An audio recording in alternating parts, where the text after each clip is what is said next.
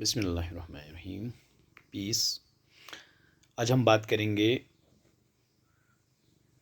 Women empowerment की, जो कि आपकी बुक में एक अच्छे से दर्शाया हुआ है। और हिस्टोरिकल पर्सपेक्टिव से हम जाएंगे। हम सती की रस्म के बारे में आपने पिछली क्लासों में जाना ही है। तो सती की रस्म एक ऐसा सोशल टैबू था जिसमें, अगर हम इस्लामिक पर्सपेक्टिव से बात करें, मूसा अलैहिस्सलाम के ज़माने में फ़िरौन क्या करता था, बच्चियों को पैदा होते ही दफनाया जाता, इवन लड़कों को भी दफनाया जाता था। लेकिन उसके बाद ये रीत आगे चलती रही और अरब में क्या चला, हुज़ूर पाक सल्लल्लाहु अलैहि वसल्लम के आने से पहले बच्चियाँ जैसे पैदा होती थी वो ज़िंदा दफन कर देते थे, काट देते थे, जैसा कि आज हमारे इंडिया में चल रहा है फ्यूटिसाइड। अगर आप इस पर्सपेक्टिव के देखें, यूरोप में कहीं पे भी देखेंगे तो फीमेल पॉपुलेशन ज़्यादा है, लेकिन इंडिया वाहिद एक ऐसा मुल्क है जहाँ पे मेल पॉपुलेशन ज़्यादा है।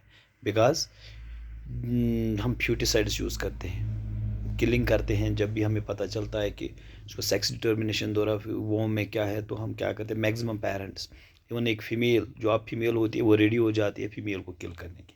तो एक और रीज़न है। तो पहले से जो डिस्क्रिमिनेशन और इनइक्वालिटी का इशू चलता आ रहा है वो राइट फ्रॉम बिगिनिंग है।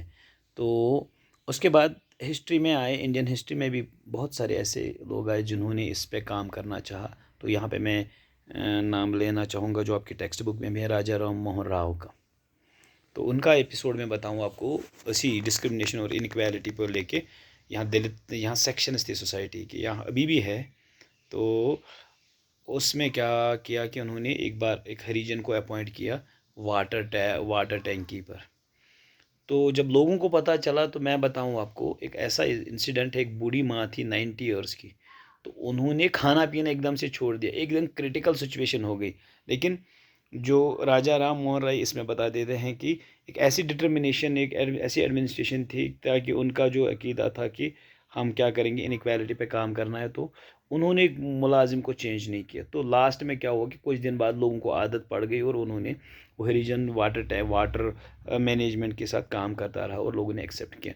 सेम अगर हम यहाँ पे बात करेंगे, आप देख लीजिए, अपनी फैमिली से डिस्क्रिमिनेशन स्टार्ट होती है।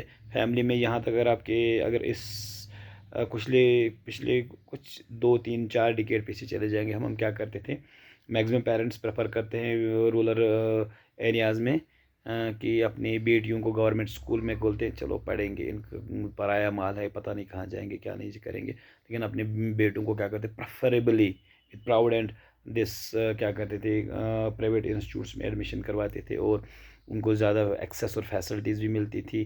खर्चा वो मैक्सिमम उसी पे करते, क्या कि एक मिसकंसेप्ट था कि ये हमारी इनहेरिटेंस है।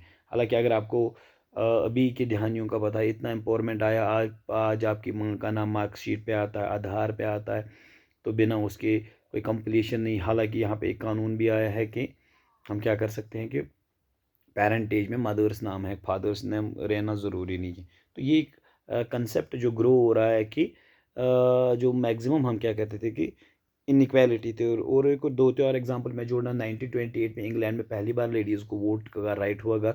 और इनइक्वल इन वेजेस भी, जब भी काम बराबर करते थे, वेज इनइक्वालिटी अगर आप देखेंगे आजकल फीमेल्स को इक्वल वेज मिलते, इक्वल दिस शेयर मिलता है, इक्वालिटी की ओर जा रहे हैं। लेकिन हाँ, एक चीज़ हमने कंसंट्रेशन रखनी है कि अल्लाह ने बनाया है one more strong and one more weak physically, लेकिन इमोशनली फीमेल्स को स्ट्रांग बनाए। सो हमें क्या करना चाहिए, इस यहाँ पे हमें यहाँ सीख लेनी चाहिए कि अभी स्टेज पे अगर हम इसको ओवरकम करके हमने इमोशनली स्ट्रांग बनना है और जो भी सिचुएशन करनी है हमने प्रूव करके देना है, वी आर नॉट अनइक्वल्स। तो ये सारी चीज़ें होते हैं आपके डे टू डे लाइफ में। बहुत सारी जगह पे आपको लगेगा इन वुमेन विंग्स चल रही है आजकल, सारी सुविधाएं हैं। तो इन सुविधाओं का, इन यूनियंस का, इन इस अप्रोच का यूज़ करते हो, आपके लिए बहुत अच्छा है कि अगर आप वुमेन एम्पावर में अपना कंट्रीब्यूशन करें। Thank you.